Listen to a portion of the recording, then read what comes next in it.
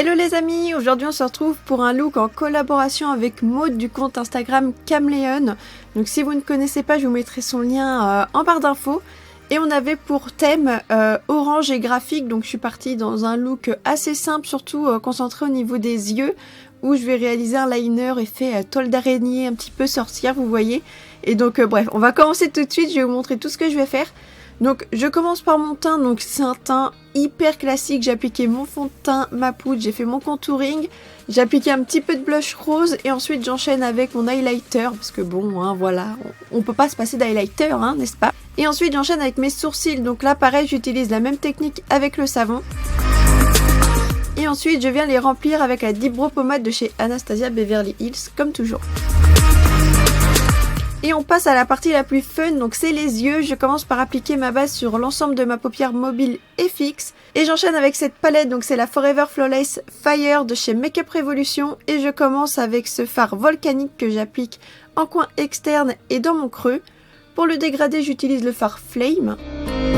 Et pour intensifier tout ça, je viens prendre le noir de la palette que je vais venir appliquer en coin externe et dans mon creux de manière plus précise.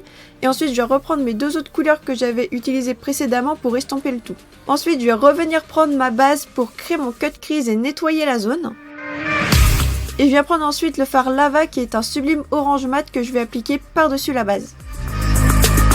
Pour délimiter mon cut crease, je vais prendre le Hypnotic Light de chez Milani en teinte Prismatics qui est un sublime turquoise et je trouve que l'alliance du turquoise et du orange fonctionne toujours très bien.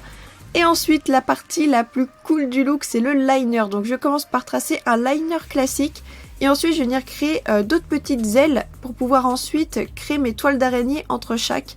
Donc franchement, c'est hyper simple, c'est pas hyper compliqué. Faut être un petit peu précis, il faut s'armer un petit peu de patience, mais tout le monde peut le faire, il n'y a rien de bien sorcier. Oh, le petit jeu de mots en plus, vous avez vu.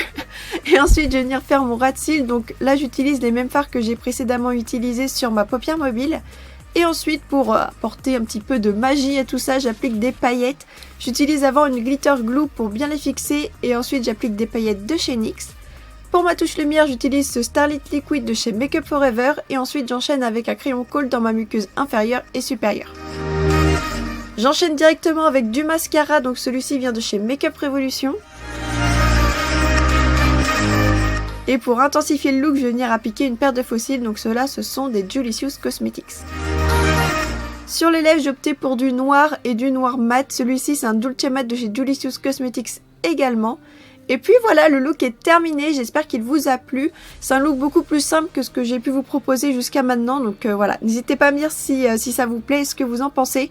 J'ajoute le lien de Maud dans ma description, n'hésitez pas à aller jeter un coup d'œil. Et puis voilà, passez une bonne journée les amis.